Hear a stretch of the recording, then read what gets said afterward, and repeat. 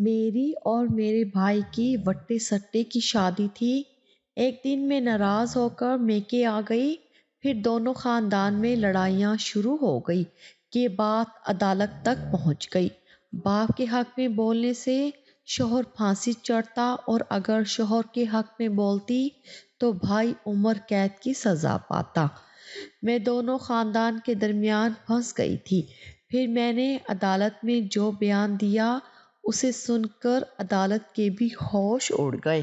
آج اس کی پہلی پیشی تھی، وہ کٹہرے میں کھڑی تھی، اس کے دل میں پچھتاووں کا الاؤ تھا۔ بھری عدالت میں زبان کھولنا گویا اس کے لیے موت سے کم نہیں تھا۔ وہ بول سکتی تھی، وہ سب کچھ کہنا چاہتی تھی، مگر وہ چپ تھی۔ اسے اپنے آگے کنواں اور پیچھے کھائی نظر آ رہی تھی۔ دونوں صورتوں میں اس کی موت یقینی تھی۔ اس کا اندر چیخ چیخ کر اسے پکار رہا تھا۔ وہ لوٹ جانا چاہتی تھی، مگر اب بہت دیر ہو چکی تھی۔ اس سب کی ذمہ دار وہ خود تھی۔ وہ نہ صرف اپنے رویے سے اپنی خوشیوں کی قاتل بنی، بلکہ اپنی ذات سے منسلک دوسرے لوگوں کو بھی لپیٹ میں لے گئی۔ اب وہ پلٹنا چاہتی تھی، اپنے ہر کیے کا ازالہ کرنا چاہتی تھی۔ وہ اس کے ساتھ رہنا چاہتی تھی، مگر اب یہ سب ایک حصار میں آ چکے تھے اور اس حصار کو توڑنے کے لیے اس کا نازک وجود ناکافی تھا۔ عدالت میں سناٹا تھا، ہر چہرہ اس کی جانب متوجہ تھا۔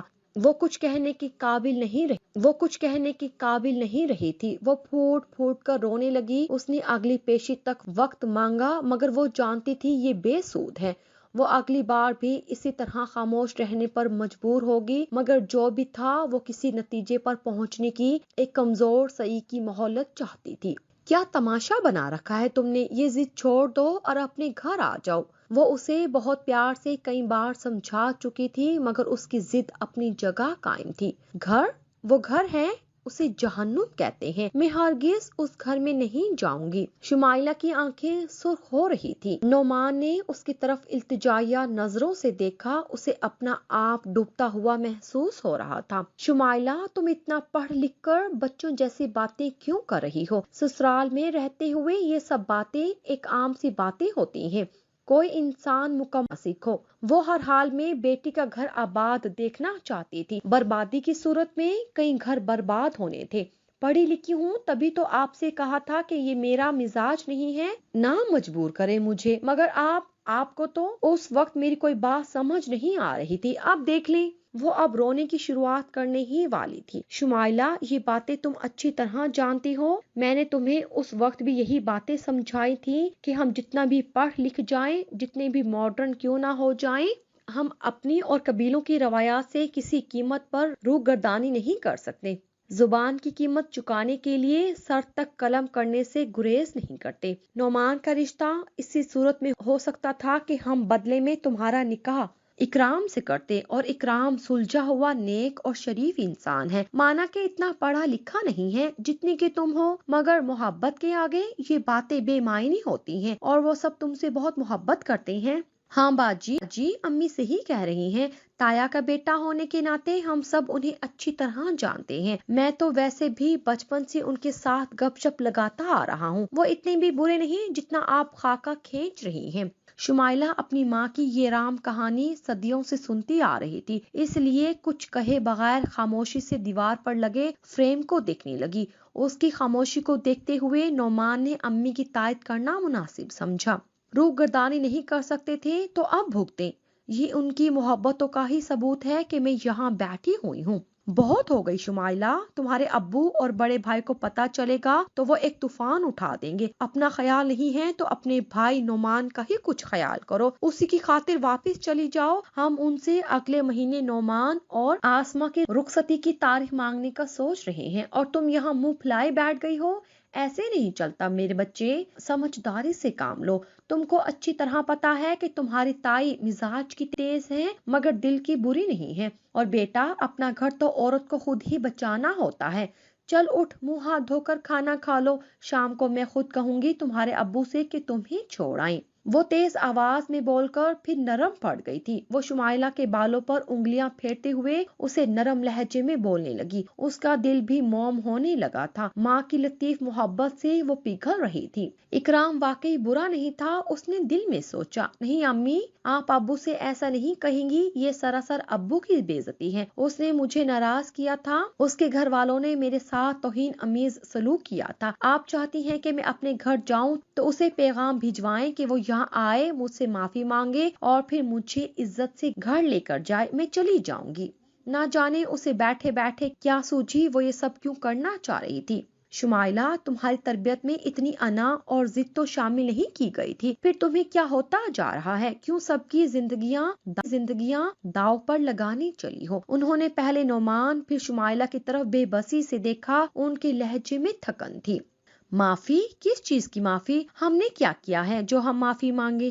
چھوٹی موٹی باتیں تو ہر گھر میں ہوتی رہتی ہیں، اس کا یہ مطلب تو نہیں کہ بندہ گھر چھوڑ کر چلا جائے۔ وہ اکرام کے سامنے تیز آواز سے بول رہی تھی۔ ہم تو ان سے بیٹی کی رخصتی طے کرنے کا سوچ رہے تھے اور وہ نئی بات نکالے بیٹھے ہیں۔ مانا کہ میں تھوڑی سخت مزاج ہوں، مگر اس میں بھی برداشت کا مادہ بالکل نہیں ہے۔ اسے ہم سب سے یہاں پیار ہی ملا ہے، کبھی کسی شے کی کمی نہیں ہونے دی، پھر بھی یہ ضد، عجیب بچپنا ہے۔ اکرام خاموش دیکھ کر دوبارہ بولا، ہم سے کہیں نہ کہیں تو زیادتی ہوئی ہوگی، ہمیں اپنا نہیں تو بہن کا ہی خیال کر لینا چاہیے۔ آسماں اس گھر کی بہو بننے جا رہی ہے۔ بہن؟ تو کیا تم اب بہن کی خاطر اس کم ظرف لڑکی سے معافی مانگو گے؟ معافی بھی اس بات جو ہم لوگوں نے کی ہی نہیں۔ چھوٹے موٹے معمولی گھریلو جھگڑے کس گھر میں نہیں ہوتے؟ وہ ہمیں اپنے سے کمتر سمجھتی ہے، تمہاری تذلیل کر کے ہمارے گھٹنے ٹیکنا چاہتی ہے۔ خاور علی نے بیوی اور بیٹے کی گفتگو میں حصہ لیتے ہوئے تیز آواز میں کہا، لیکن بابا جی، اس گھر کی بیٹی… لیکن کیا؟ تم یہ حق ادا کر رہے ہو میرا بڑا بیٹا ہونے کا؟ تمہیں اپنی بہن کا اتنا خیال آ رہا ہے تو یہ خیال نعمان کو بھی آنا چاہیے۔ اسے چاہیے کہ وہ عزت سے اپنی بہن کو اس گھر میں چھوڑنے آئے۔ اگر اس نے اس گھر سے عزت سے اپنی منکوحہ کی رخصتی لینی ہے، مگر وہ تو اکڑ کر بیٹھا ہے۔ یہاں تم ہو، کیا ہو گیا ہے تمہاری غیرت کو؟ ایک حقیر عورت ذات کے آگے سر جھکاؤ گے؟ یہ ہے تمہاری مردانگی؟ خبردار، اس گھر سے کوئی اسے لینے نہیں جائے گا۔ وہ خود اس گھر سے گئی ہے، ہم میں سے کسی نے اسے نکالا نہیں تھا۔ جس طرح گئی تھی اسی طرح واپس آئے گی۔ ان کی غضبناک آنکھوں میں جیسے خون ہو۔ انہوں نے جہاں اپنا حکم صادر کیا وہیں اکرام کی نرمی میں آگ بھڑکائی۔ حقیر عورت اور توانا مرد تو ایک دوسرے کے آگے اسی وقت سر جھکا دیتے ہیں جب نکاح کا مقدس فریضہ سر انجام پاتا ہے۔ حضور اکرم صلی اللہ علیہ وسلم کی ازواج جب تشریف لاتی تھی تو وہ احتراماً کھڑے ہو جاتے تھے۔ وہ تو دونوں جہانوں کے آقا تھے۔ جب ان کی شان میں کبھی کمی واقع نہیں ہوئی، جو آج تک قابل احترام ہے کہ ان کا نام آتے ہی ہم لبوں کو چومتے ہیں، تو ان کے قدموں کی خاک آج کا مرد اس کے برعکس کیوں سوچتا ہے؟ ہاں، بالکل ٹھیک کہہ رہی ہے شمائلہ۔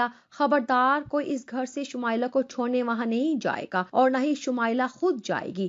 اکرام اسے لینے آئے گا۔ وہ میرا بڑا بھائی ہے، مگر اس کی انہی حرکتوں کی وجہ سے میں اسے سخت ناپسند کرتا ہوں۔ وہ یہ بات اچھی طرح جانتا تھا کہ میں نے اپنے بچوں، خصوصاً اپنی بیٹیوں کی پھولوں کی طرح دیکھ بھال کی ہے۔ اسے بھی اس بات کا خیال رکھنا چاہیے تھا۔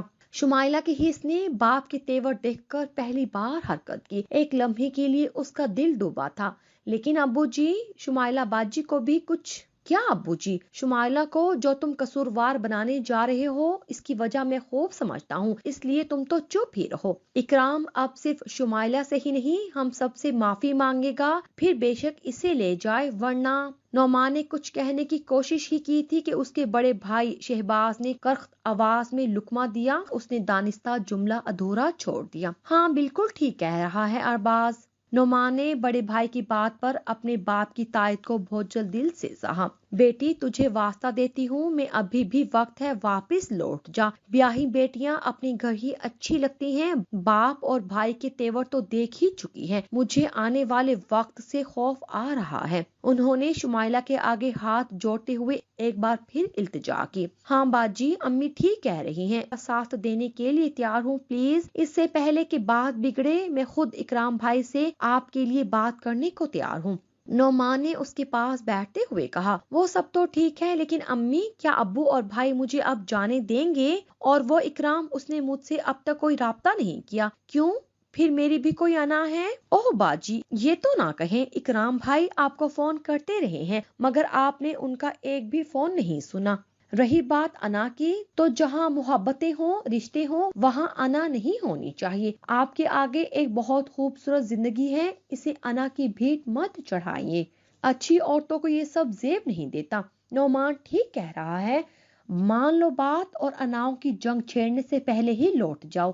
چلو نعمان، فون ملاؤ، میں خود بات کرتی ہوں اکرام سے۔ انہوں نے شمائلہ کے سر پر ہاتھ پھیرتے ہوئے نعمان کی حمایت کی۔ چچی، میں اپنے سارے گھر والوں کی طرف سے آپ سب سے معافی مانگنے کو تیار ہوں، پلیز آپ شمائلہ بھابی سے میری بات کرائیں، میں ان سے بھی معافی مانگوں گی۔ فون آسما نے اٹھایا تھا۔ رسمی سلام دعا کے بعد وہ عاجزی سی فریاد کر رہی تھی، کہاں جا رہی ہو تم؟ ارباز کی گرجدار آواز سے وہ ہڑبڑا گئی تھی۔ تمہیں کہا بھی تھا کہ جب تک اکرام یہاں نہیں آتا تم گھر سے باہر قدم نہیں نکال سکتی، پھر یہ بوریا بستر باندھے کہاں جا رہی ہو؟ شمائلہ کا سارا وجود جیسے سن ہو گیا ہو۔ وہ اکرام کا فون آیا تھا، ہم دونوں میں صلح ہو گئی ہے۔ صلح؟ ایسے کیسے صلح ہو گئی ہے؟ وہ جب تک ناک رگڑتا ہوا یہاں نہیں آئے گا اس وقت تک تم یہاں سے کہیں نہیں جا سکتی، سمجھی؟ اب جاؤ اندر۔ شمائلہ اپنی کمزور آواز میں اپنا کمزور دفاع کرنا چاہ رہی تھی مگر ارباز کی تیز آواز نے اس کے سارے راستے روک دیے۔ ہم اسے 10 دن کا موقع دیتے ہیں، اگر وہ آ جاتا ہے تو ٹھیک، ورنہ وہ شمائلہ کو طلاق دے دے، ہم آسما کو بھی۔ انہوں نے سب کی موجودگی میں اپنے بڑے بیٹے ارباز کو فیصلہ کن لہجے میں کہا۔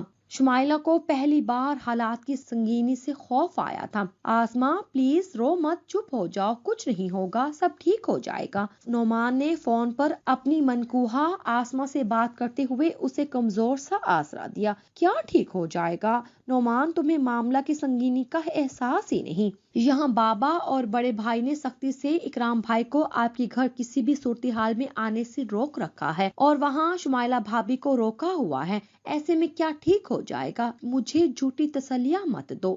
آسما ابھی بھی رو رہی تھی۔ دیکھو آسما، ایک بات تو طے ہے کہ میں کسی بھی صورت تمہیں طلاق نہیں دینا چاہتا۔ بالفرض تمہارے ساتھ کوئی ایسی زور زبردستی کی گئی تو کیا تم طلاق لینا چاہو گی؟ ہرگز نہیں، کسی قیمت پر نہیں۔ میں آپ سے بہت محبت کرتی ہوں اور اپنی آخری سانس تک صرف آپ کا ساتھ ہی دینا چاہوں گی۔ آسما نے تڑپ دیا، میں یہی سننا چاہ رہا تھا تم سے، اب میں حالات سے لڑ سکتا ہوں، میں بھی آخری سانس تک تم سے کیے گئے وعدوں کا پابند رہوں گا، تمہیں کسی قیمت پر نہیں چھوڑوں گا۔ نعمان نے ایک مطمئن گہرا سانس لیا۔ آج میری عقیل چچا سے بات ہوئی تھی، وہ آج آپ لوگوں کے گھر آئے تھے، ان سے پتا چلا ہے کہ چاچا کورٹ میں مقدمہ لے جانا چاہتے ہیں تمہارے طلاق کے کاغذات، اور پھر عقیل چاچا کے بڑے بیٹے سے تمہاری شادی کے منصوبے بنا رہے ہیں۔ کیا یہ سچ ہے؟ اکرام نے چھپ چھپا کر بالآخر شمائلہ کو فون کر ہی دیا۔ میں نہیں جانتی یہ سب، میرے خدایا، میرے تو وہم و گمان میں بھی نہیں تھا کہ بات اتنی بڑھ رہی ہے۔ رسمی سلام دعا کے بعد اکرام کے سوال کا شمائلہ نے دو ٹوک جواب دیا۔ اچھا، اب تو تمہارے علم میں بات آ گئی ہے، مجھے یہ بتاؤ کہ تمہاری کیا مرضی ہے، کیا تم ایسا چاہتی ہو؟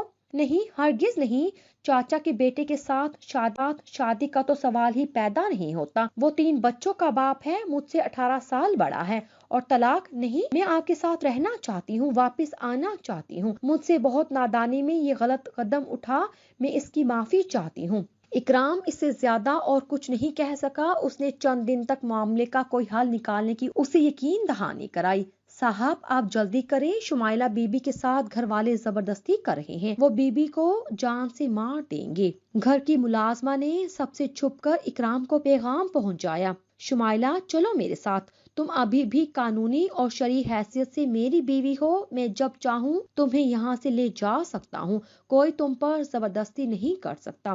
اکرام اپنے 4 آدمیوں کے ساتھ اسلحہ سمیت ان کے سامنے کھڑا تھا۔ شمائلہ باپ اور بھائی کے درمیان گمسم کرسی پر بیٹھی انہیں سمجھانے کی کوشش کر رہی تھی۔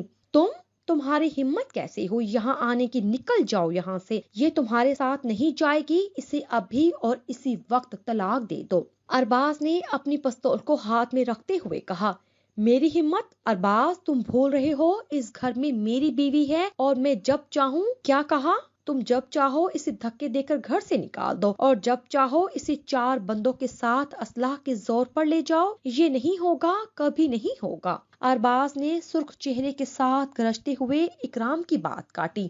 پہلی بات تو یہ ہے کہ اسے کسی نے دھکے دے کر نہیں نکالا تھا، یہ خود گھر چھوڑ کر آئی تھی۔ دوسری بات یہ کہ میں صلح چاہتا ہوں اور ایسا ضرور ہوگا کیونکہ شمائلہ بھی یہی چاہتی ہے۔ اکرام کی آخری بات پر ارباز نے غضبناک ہو کر شمائلہ کو دیکھا۔ شمائلہ ہمت کرتی ہوئی کرسی سے کھڑی ہو کر اکرام کی طرف بڑھی تھی، ساتھ ہی ارباز کا ہاتھ پستول کی طرف بڑھا تھا۔ خبردار، اگر 1 انچ بھی تم اپنی جگہ سے ہلی تو میں تم دونوں کا بھیجا اڑا دوں گا۔ آخر کیوں یہ سب کیوں کر رہے ہیں آپ لوگ؟ یہ میرا شوہر ہے، میں اس کے ساتھ جانا چاہتی ہوں۔ آپ لوگ اپنی ذاتی دشمنیوں اور غرض کو بیچ میں مت لائیں۔ ہمارے گھرانوں کے مابین ماضی میں جو کچھ ہوتا آیا ہے اسی میں ہمارے رشتوں کو بھینٹ مت چڑھائیں۔ زمینوں اور جائیدادوں کے جھگڑوں میں الجھ کر اتنے اناپرست مت بنے کہ بند کرو اپنی یہ تقریر۔ یہ سب باتیں تمہیں پہلے سوچنی چاہیے تھی جب تم گھر چھوڑ کر آ رہی تھی۔ ہمارے لیے زمینیں، جائیدادیں اور ان پر ہونے والے جھگڑے بھی اتنی ہی اہمیت رکھتے ہیں۔ کان کھول کر سن لو اکرام، تم اپنی بیوی کو اس گھر سے اور اپنی بہن کو اس گھر میں اسی صورت لا سکتے ہو جب تم ہر جانے کے طور پر دادا کی کنویں والی زمین جو بنتی ہی ہماری تھی لیکن تایا جی کی ہر درمی کی پاس ہے ہمیں واپس کرو گے۔ ارباز نے شمائلہ کی بات کاٹتے ہوئے اپنا مقصد بیان کیا۔ شمائلہ جانتی تھی کہ اسے اسی طرح استعمال کیا جائے گا۔ یہ کسی صورت نہیں ہوگا اور اگر ہوگا بھی تو اس کے لیے میرے باپ سے بات کرو۔ شمائلہ میرے ساتھ جانا چاہتی ہے اور یہ میرے ساتھ جائے گی، میں دیکھتا ہوں اسے کون روکے گا۔ اکرام نے اسے بازو سے کھینچتے ہوئے بیرونی دروازے کی طرف لے جانا چاہا جب اس کے عقب میں گولی کی آواز آئی۔ شہباز غصے میں اسی طرح بے قابو ہوتا تھا۔ گھر کے افراد بھاگ کر ان کی طرف بڑھے۔ اکرام بھی اپنی بندوق ارباز کے وار کرنے سے پہلے چلا چکا تھا۔ وہ جانتا تھا ارباز کے پہلے ہوائی فائر کے بعد دوسری گولی اس کے سینے پر چلنی تھی۔ اکرام کے ساتھیوں نے بھی اپنی دفاع کے لیے فائر کیے۔ ارباز اکیلا تھا جبکہ وہ 5 گولی شہباز کے بازو کو چیرتی ہوئی نکل گئی۔ وہ لڑکھڑاتا ہوا گر گیا کی ملازمہ جہاں فانی سے کوچ کر گئی۔ شمائلہ سب بھول بھال کر بھائی کی طرف لپکی تھی۔ دیکھ لیا تم نے، اسی دن کے لیے تمہیں سمجھاتی تھی، واسطے دیتی تھی، نہ کرو ایسا، مگر تم نے میری ایک نہ سنی۔ اپنی انا کے ہاتھوں سب کچھ جلا بیٹھی ہو، کیا کرو گی اب؟ پہلی پیشی سے واپسی پر وہ بت بنی بیٹھی تھی۔ اس کی ماں اسے جھنجھوڑ رہی تھی، اسے جیسے چپ سی لگ گئی تھی۔ ماں کے آنسو اور سسکیاں بھی اس کے لب نہیں کھول رہے تھے۔ اس کے پاس صرف 7 دن تھے۔ اگلی پیشی پر اسے کسی ایک کے حق میں اور دوسرے کے خلاف گواہی دینی تھی۔ اس کے اوپر بے تحاشا دباؤ تھا کہ وہ باپ اور بھائی کے حق میں بولے، مگر وہ شوہر کو پھانسی کے تختے تک نہیں پہنچانا چاہتی تھی جو بھائی کے اقدام قتل اور ملازمہ کے قتل میں حوالات میں بند تھا۔ اس کے لیے دونوں ہی رشتے اہم تھے، وہ دونوں کو کھونا نہیں چاہتی تھی، مگر کیسے؟ باپ اور بھائی کے حق میں بولنے سے شوہر پھانسی چڑھے گا، شوہر کے حق میں بولنے سے بھائی عمر قید کی سزا پائے گا۔ اس کی انا نے اسے کہیں کا نہیں چھوڑا۔ وہ تو اپنا سر اونچا رکھنا چاہتی تھی، اپنی سہیلی کی باتوں میں آ کر ایک ہلکی سی چوٹ لگا کر سسرال اور شوہر کی نظروں میں برتر ہونا چاہتی تھی۔ اسے لگا تھا کہ وہ یوں نخرہ دکھانے سے جیت جائے گی، مگر وہ چاروں شانے چت گری تھی۔ کبھی کبھی انسان کا اٹھایا جانے والا بے ضرر قدم اسے زندگی کا تلخ سبق سکھا دیتا ہے۔ وہ اپنی آگ میں جل رہی تھی، گھر کا سناٹا اسے کھا رہا تھا۔ وہ اپنے گھٹنوں میں سر دے کر پھوٹ پھوٹ کر رونے لگی۔ آسماں پلیز تم سنبھالو اپنے آپ کو، یوں ہلکان مت کرو، تمہارے آنسو مجھے کمزور کر رہے ہیں۔ نعمان پچھلے 10 منٹ سے اسے چپ کرانے کی کوشش کر رہا تھا۔ کیسے چپ ہو جاؤں؟ ابو جی کا غصہ 7ویں آسمان پر ہے، ارباز بھائی زخمی ہوئے بیٹھے ہیں اور میں زخم رس رہی ہوں۔ آپ جانتے ہیں اب ہمارے انا کے مارے بزرگ اگلی بات کیا کریں گے، اور اگر اس بات کو نہ مانا گیا تو میں مر جاؤں گی۔ نعمان، یہ سب سوچ کر ہی میرا دل ڈوب جاتا ہے۔ وہ اب بھی سسکیوں میں سانس لے رہی تھی۔ جانتا ہوں، لیکن میں کسی قیمت پر تمہیں طلاق نہیں دوں گا۔ مجھے تمہارے نام کے ساتھ مرنا تو قبول ہے، مگر میں تمہیں چھوڑ نہیں سکتا، میں کبھی بھی نہیں، تم میرا اعتبار کرو، اسے جھوٹے اعتبار مت دلاؤ، کسی غلط فہمی میں مت رکھو، تم اسے ہر حال میں طلاق دو گے، یہ ہم سب کا فیصلہ اور میرا حکم ہے۔ نعمان کو اپنے عقب میں ابا جی کی گرجدار آواز سنائی دی، اس نے بغیر کچھ کہے فون رکھ دیا۔ ابا جی، کوئی بات نہیں سننی ہم جیسا کہہ رہے ہیں ویسا کرو۔ نعمان کے کچھ کہنے سے پہلے ہی انہوں نے برستے ہوئے کہا، ابا جی خدا کے لیے صلح کا کوئی راستہ نکالیں، یہ سب نہ کریں، میری غلطیوں کی سزا نعمان اور آسماء کو مت دیں۔ شمائلہ نے سسکتے ہوئے ان کے آگے ہاتھ جوڑے۔ شمائلہ اور نعمان، جب 2-4 دن میں تمہیں طلاق موصول ہو جائے گی تب بھی تم ان سے اسی طرح ہمدردی برتو گی؟ مجھے طلاق؟ شمائلہ تمام حقائق جانتے ہوئے بھی جیسے کسی خواب سے بیدار ہوئی ہو۔ نہیں ابو جی، میں تایا جی کی منتیں کروں گی، ان کے آگے ہاتھ جوڑ دوں گی، خدا کے لیے ابو آپ مقدمہ واپس لے لیں، وہ آپ کا خون ہے، میرا شوہر ہے، آپ اتنے سخت مت بنے۔ شمائلہ کی ہچکی بن گئی، وہ باپ کے قدموں میں بیٹھ گئی۔ جب اس نے سر اٹھا کر دیکھا کہ وہ جا رہے ہیں، ابو جی پلیز، نعمان انہیں سمجھاؤ خدا کے لیے۔ وہ روتے ہوئے نعمان کی طرف لپکی تھی، انہیں سمجھاؤں؟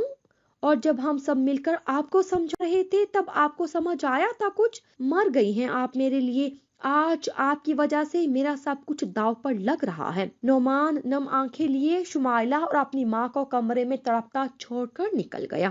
تایا جی خدا کے لیے مجھے معاف کر دیں، آپ لوگ اپنے آپس کے جھگڑے اپنی اولاد کی خوشیوں کی خاطر ختم کر کے ایک ہو جائیں۔ تم اندر کیسے آئیں؟ تمہاری اتنی جرت کیسے ہوئی مجھ سے بات کرنے کی؟ اب تمہیں ایک ہو جانے کا خیال آ رہا ہے؟ ہم نے بڑے پن کا ثبوت دیا تھا، سب پچھلی باتیں بھول کر ہی نئے رشتے استوار کیے تھے، کیا ہوا ان کا؟ دفع ہو جاؤ یہاں سے، نکل جاؤ اس گھر سے۔ شمائلہ کی بات بیچ میں ہی رہ گئی، وہ ان سے اتنے ہی سخت رویے کی توقع رکھتی تھی، پھر بھی ایک آخری کوشش کرنا چاہتی تھی۔ آسماء کی بھیگتی آنکھیں بہت دیر تک شمائلہ کو جاتا دیکھتی رہی۔ بابا جان، میرا جواب کل بھی وہی تھا اور آج بھی وہی ہے کہ میں شمائلہ کو کسی صورت طلاق نہیں دوں گا۔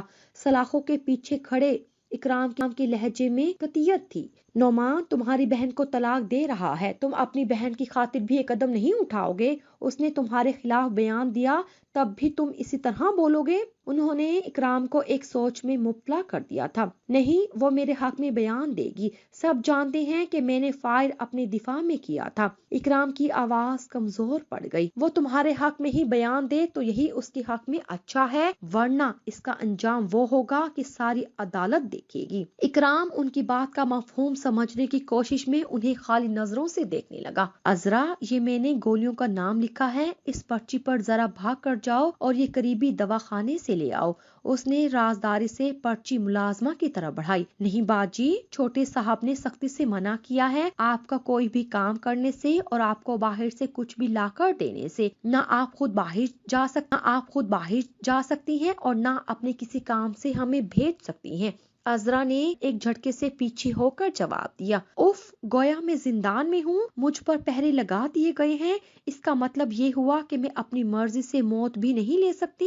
وہ شدید ذہنی دباؤ کے زیر اثر تھی، وہ ایسے حالات میں واقعی زہر کھا کر مر جانا چاہتی تھی، وہ اگلی پیشی میں کسی صورت جانا نہیں چاہتی تھی، وہ اس سے پہلے ہی اپنی زندگی ختم کر دینا چاہتی تھی، مگر یہ حق بھی اس سے چھین لیا گیا۔ وہ اگلے کئی گھنٹے وہیں فرش پر بیٹھی روتی رہی۔ ندامت، پچھتاوا، شرمندگی، بہت سے احساس اسے گھیرے ہوئے تھے۔ وہ چاروں نہ چار اگلے دن عدالت جانے کے لیے تیار ہو گئی۔ وہ وہاں کیا بولے گی؟ پچھلی دفعہ کی طرح چپ رہے گی یا پھر وہ بری طرح الجھی ہوئی تھی؟ وہ دل میں چیخ چیخ کر دعائیں مانگ رہی تھی کہ اسے لب نہ کھولنے پڑے یا اسے موت آ جائے۔ وہ لب کھولنا ہی نہیں چاہتی تھی، کھولتی بھی تو کس کے لیے؟ باپ اور بھائی کے خلاف یا پھر شوہر کے خلاف؟ یا خدا مجھے موت دے دے، میں مرنا چاہتی ہوں۔ کمرہ عدالت میں قدم رکھتے ہی نامعلوم سمت سے گولیاں چلیں، ایک دم بھگدڑ مچ گئی، ایک کے بعد 2 اور پھر 3 فائر ہوئے۔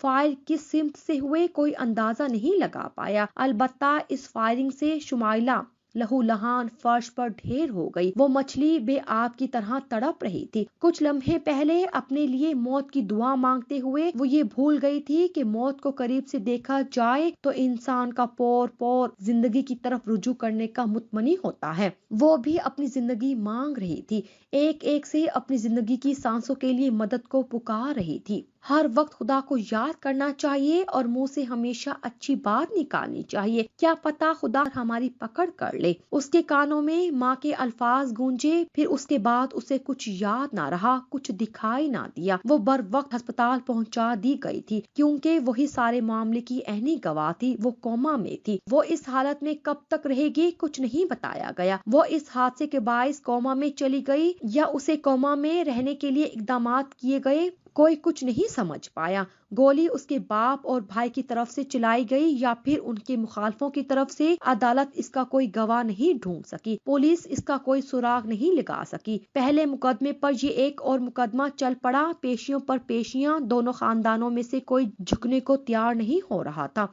दोनों तरफ अनाव की फसीलें थी। इकराम पर शुमाइला को तलाक देने के लिए दबाव बढ़ रहा था, दूसरी तरफ नोमान पर यही दबाव डाला जा रहा था। शुमाइला कई महीनों तक कोमा में रही। कोमा से निकलने के बावजूद भी वो मुकम्मल तौर पर सेहतयाब नहीं हो सकी। जहन पर शदीद नफ्सियाती असर की वजह से वो अपने हवासों में नहीं रहती थी। कई घंटे एक ही जगह बैठे बैठे गुजार देती। इकराम उससे सिर्फ एक बार मिलना चाहता था, उसे देखना चाहता था, उसे इस मामले के हल के लिए तरफदारी चाहता था, मगर उसकी सारी कोशिशें बेसूद गई। वो सलाखों के पीछे खड़ा इससे ज्यादा और क्या कर सकता था। 4 साल हो गए हैं इस मुकदमे को चलते हुए। क्या हाल निकला? कोई झुकने के लिए तैयार नहीं और तुम कहते हो सब ठीक हो जाएगा। क्या ठीक हो जाएगा नोमान? कुछ भी नहीं। तुम समझ ही नहीं सकते मैं किस अजियत से गुजर रही हूँ। मैं तुमसे कितनी मुश्किलों से छुप छुप कर बात करती हूँ, तुम्हें अंदाजा ही नहीं। मेरी जिंदगी बर्बाद हो रही है। बाप और भाई रोज मुझ पर दबाव डालते हैं चाचा के बेटे से शादी के लिए। खुद चाचा को देखो, रिश्ता मांगने पहुंच गए, ये जानते हुए भी कि मैं किसी की मनकुहा हूँ। तुम ही बताओ मैं क्या करूं? वो बात करते करते रोने लगी। आसमा तुम क्या चाहती हो? उसने रुक रुक कर पूछा। मैं? नोमान तुम्हें अभी भी ये बताने की जरूरत पड़ेगी कि मैं क्या चाहती हूँ? मेरा दम घुटने लगा है यहाँ। खुदा के लिए मुझे ले जाओ यहाँ से। मैं उससे जुमला मुकम्मल नहीं हो सका। आसमा प्लीज, तुम जानती हो तुम्हारे आंसू मुझे कमजोर करते हैं, लेकिन मैं जज्बात में आकर कोई भी कदम उठाकर वो गलती नहीं दोहराना चाहता जो इकराम भाई और अरबाज भाई ने की। तुम दोनों खानदानों के दरमियान सुलह के लिए अपनी दुआएं जारी रखो और मैं अपनी कोशिशें जारी रखूंगा। अल्लाह ने चाहा तो सब बेहतर हो जाएगा। उसने हमेशा की तरह आसमा को दिलासा दिया। अल्लाह की चाहत में अल्लाह के बंदों की चाहत भी शामिल होना बहुत जरूरी होता है। अल्लाह का बंदा पत्थर का बुत बना खड़ा रहे और शिकवा भी करे कि हालात बेहतर नहीं होते। खुदा की चाहत में सब बेहतर होने के लिए बंदे का झुकना मशरूत होता है, जिसके लफ्ज में अपनी सांस खींच ली। आज पूरे 9.5 साल बाद अदालत के फैसले के मुताबिक इकराम को उम्र कैद की सजा सुना दी गई। फैसले के अगले दिन अरबाज पर हमला हुआ। इसी तरह गोलियां चली। वो शदीद जख्मी हालत में बच तो गया मगर एक टांग से मफलूज हो गया। इसी तरह दोबारा मुकदमा चला जो अगले कई वर्ष चलता रहा।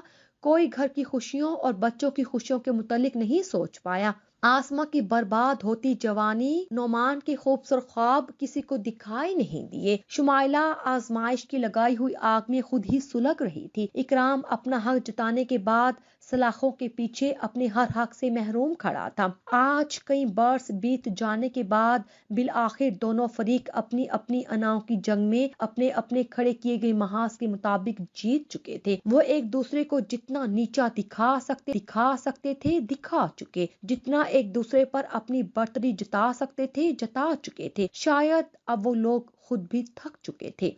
मगर बाबा जी, ये जमीनों के कुछ कागजात और ये रहा जमीनों से आने वाली आमदनी का हिसाब, आप इन्हें देख लें तो फिर मैं आगे बढ़ूं। नोमान सफेद बालों के साथ नजर का मोटा चश्मा लगाए उनको हिसाब पकड़ाकर अपने लैपटॉप पर काम में मगन हो गया। उन्होंने एक हसरत भरी निगाह उस पर डाली। बाहर लाउंज में शुमाइला किसी जिंदा लाश की तरह माँ के आगे बैठी अपने बाल बनवा रही थी। बाबा जी, चाय ले लें? آسماں نے چائے کا کپ ان کی طرف بڑھایا۔ بڑھاپے کی دہلیز پر قدم رکھتی آسماں اپنی محبت اور عزائم میں ایک چٹان ثابت ہوئی تھی۔ انہوں نے اس کے بالوں میں اتری چاندی کو دیکھا، اس کے چہرے پر نظریں مرکوز کی جو کسی بھی تاثر سے خالی تھی، اور آنکھوں میں ویرانی تھی، صرف ویرانی۔ انا کی جنگ میں ہم جیت تو گئے، لیکن پھر اس کے بعد بہت